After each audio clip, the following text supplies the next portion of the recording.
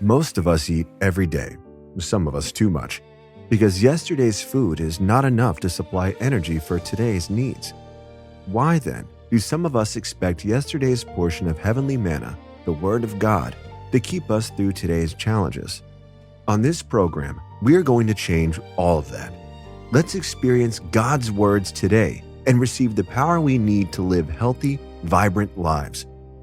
Welcome to your Daily Portion with your host, author, speaker, L. David Harris. Good morning, good morning, good morning. It is Wednesday, the 26th of August in 2026. Hello, my name is L. David Harris. I am your host, and this is your Daily Portion, where we give you God's Word every single day, and today is no exception. We are continuing in our lesson study series through the books of 1st and 2nd Corinthians, and our caption for today is Forgiveness and Reaffirmation of Love. Forgiveness and Reaffirmation of Love. Before we get into that, I'd like to say welcome to you and ask you to go over to yourdailyportion.com. Will you please join our online community? Also, will you please click that button that says stop guessing? You don't need to guess. Stop guessing what God would have you do with your life, and then go down and click that button that says begin. Begin the assessment, because there are many of God's people who still don't quite know where we fit in quote, ministry. Like, how are we called to do what God has designed for our lives so we can bring more people closer to Him, etc. So if you click that link, then invest a few minutes there, you will know many of the ways that God has called you into your life. Okay. And also, please, will you click that contribute button, because Your Daily Portion Ministries is a listener and viewer supported ministry. Let's go ahead and pray, and then we will get underway. Father, we thank you for giving us this new day and for getting us right dead center into the week. Please, will you teach us how to forgive as we are forgiven and experience love in the way you designed? Thank you. In Jesus' name I pray. Amen and amen again. For me, the most important thing in our lesson today is that church discipline does not end in forgiveness, and restored love has not finished its work. Can I say that just one more time? Church discipline that does not end in forgiveness and restored love has not finished its work. So there are people who get excommunicated from the faith fellowship, and they are separated from God's people because of maybe something that they did that was untoward, or it required that level of discipline.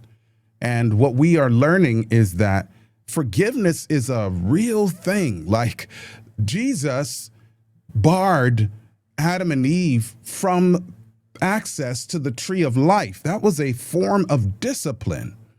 And yet, he also covered them in his righteousness so that they did not need to die the second death, and they could go through the process of being restored into right relationship with him. Do you understand where we're going? So the goal was never punishment in the way that some people see it, like punitive and then separation. It has always been the human being. So that was a bonus. When you see church discipline, I want you to see how God treated Adam and Eve in the Garden of Eden, and even how he restored them. Okay, and so our first lesson is coming in from 2 Corinthians chapter 2, and I will read verses 6 through 8. The Bible reads, "This punishment on such an individual," of course, you'd have to read more of the story in your spare time, "by the majority is enough for him, so that now instead you should rather forgive and comfort him.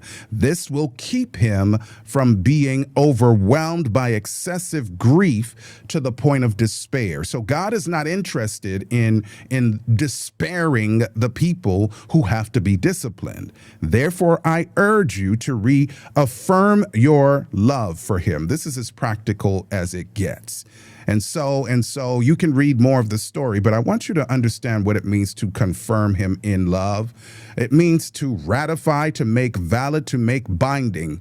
Paul calls the church to make their love toward the repentant man official and binding.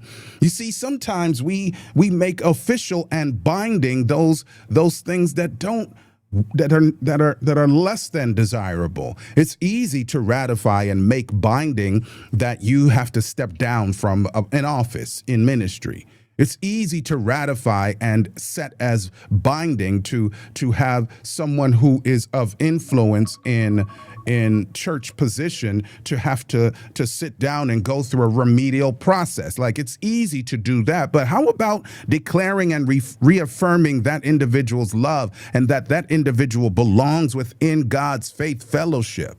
And so we're not talking about a quiet, private feeling, but a public, declared reaffirmation that this person belongs. Some of you are reevaluating how things have been done in your faith fellowships, your local churches and congregations, as we all should. And so the insight for my perspective is that when discipline has done its work and repentance is genuine, then the church's next move, really that process, is all about love. But the next move is this reaffirmation, declared openly, extended fully, and offered without condition. Withholding that kind of love from a repentant person is its own form of sin against the body. Are you hearing what God is saying to all of us? And so we need to go ahead and start with our next board meeting, or our deacon board meeting, or whatever it is that governs your faith fellowship's disciplinary process, an executive committee. If someone in your life or even among that faith fellowship has genuinely repented of a wrong against you or the community, take one concrete step today, even in your council meetings, to reaffirm your love for them and make it visible and not just something that you have just between you and that person. Okay, and so our second lesson is coming in from 2 Corinthians chapter 2 and verse 3. This is transformational, brothers and sisters. Today's lesson is transformational. The Bible reads, "And I wrote this very thing so that when I came, I would not have sorrow for those who ought to make me rejoice, since I am confident in you all that my joy is yours." And he had real and sincere joy and gladness, the delight that flows from a right relationship. Paul's joy and the Corinthians' joy were bound together. There was so much trifling, nasty stuff going on among those people. But what brought grief to one brought grief to both. So Paul wasn't being punitive and just stroking his executive pen and saying, "You people are banished from the faith fellowship." That's not what was happening. Okay? It was grief for him. And what brought restoration to one, guess what? Brought joy to both. The body of Christ shares its emotional life. And I know that some people run away from people who are more analytical like me. I don't per se run away from emotion, but I'm just saying there are people who are analytical like me who habitually run away from what they consider to be emotional. But God gave us emotions.